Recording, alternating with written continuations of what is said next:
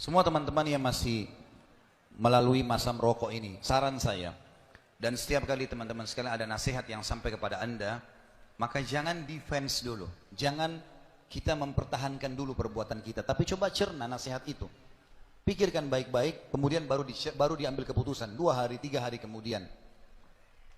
Berhubungan dengan masalah rokok teman-teman sekalian, kita semua tahu, semua pemerintahan di seluruh dunia, semua dokter dan semua ulama tidak terkecuali yang berpegang pada Al-Quran dan Sunnah, betul-betul dia pegang pada dengan ilmu syar'i yang benar, pasti melarang. Makanya semua pemerintah suruh tulis. Walaupun ada pabrik rokok, tulis rokok itu menyebabkan impoten, sakit, segala macam, apalah, semua ditulis. Indonesia sekarang, dulu gambarnya orang-orang kuat, berotot segala macam, padahal belum tentu orang yang diiklan itu merokok, gitu kan. Ditulis di bawahnya impoten, apalah, keguguran kalau perempuan hamil.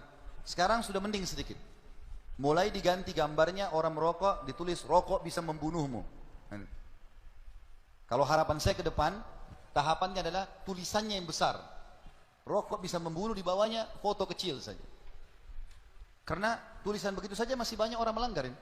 Seperti seakan-akan pemerintah suruh tulis itu cuma main-main. Padahal sebenarnya bukan, saudara Kusiman.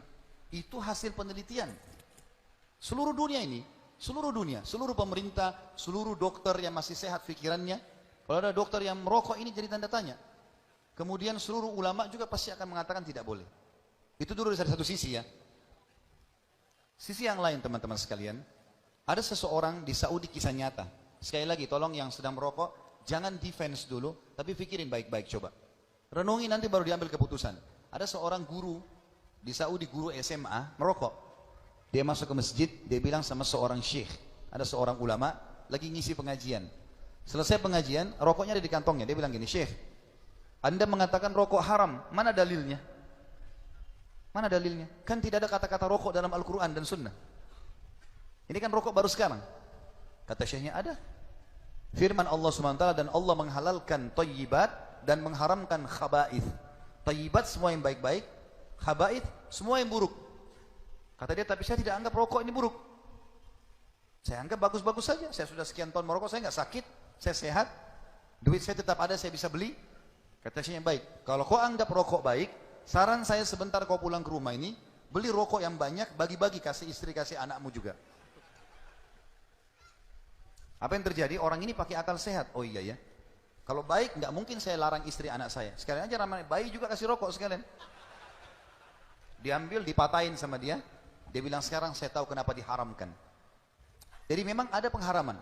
Sisi yang lain teman-teman sekalian, semua makanan dan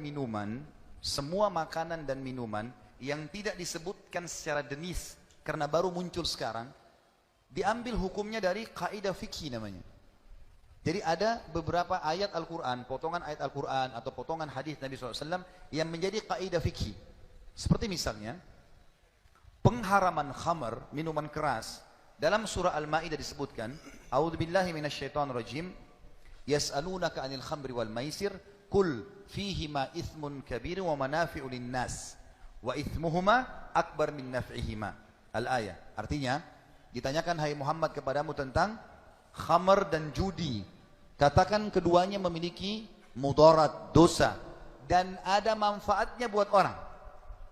Orang kalau minum khamar, hangat badannya, fly pikirannya, dia bisa lebih tenang, dia rasa begitu.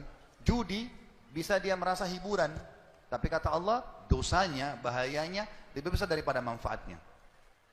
Jadi keluar kaidah fikih, semua yang mudaratnya lebih besar daripada manfaatnya, hukumnya haram. Karena memang Allah mengharamkan khamar gara-gara itu. Sekarang kalau kita kembali ke rokok teman-teman sekalian, hitung atau lihat manfaat dan mudaratnya. Mungkin satu-satunya konsumsian yang dijual luas tidak punya tanggal expire cuma rokok. Karena memang dia berisi racun yang berbahaya, maka tidak butuh tanggal expire. Sekarang ditambah foto lagi, gambar leher yang hasil pembakaran luka segala macam gitu. Saya punya paman dulu waktu saya masih SMP di Mesir tahun 89. Saya kebetulan numpang di rumah beliau. Semoga Allah jaga beliau. Waktu itu beliau masih merokok, sekarang alhamdulillah sudah ditinggal. Dia panggil saya, waktu saya masih SMP, dipanggil, saya masih kelas 3 SMP, waktu itu dipanggil, Khalid sini. Hati-hati, jangan pernah merokok. Alhamdulillah saya tidak merokok sama sekali. Dia bilang, jangan pernah merokok. Mau lihat hasilnya rokok ini? Bahayanya. Dia bilang, paman, Ami pun mau berhenti. Tapi saya butuh waktu saja, ini sekarang akan berhenti. Lihat nih bahayanya. Diambil sama dia potongan kain putih.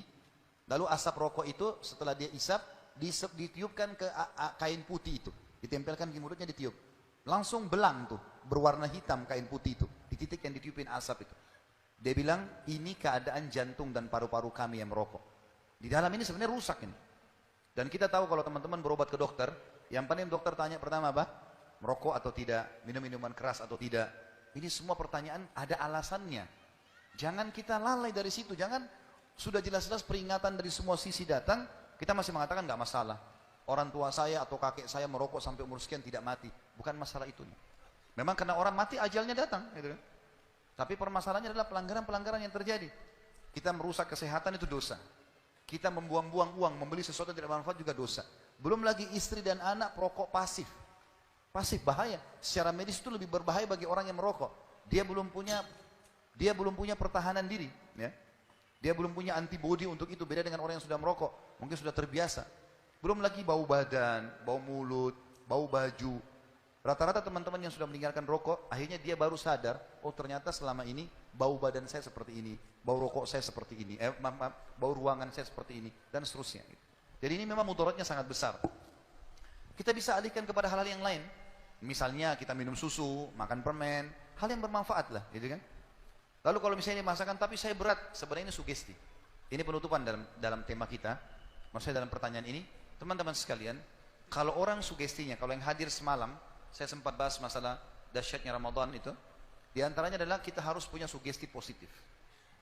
Teman-teman kalau merokok kita tanya, kenapa merokok? Umumnya jawabannya saya kalau tidak merokok tidak bisa berpikir. Saya kalau tidak merokok, saya tidak percaya diri. Nah ini mirip dengan orang kalau bela diri, saya nggak bisa berantem, saya tidak bisa membela diri saya kalau saya tidak pegang senjata. Jadi bergantung pada itu.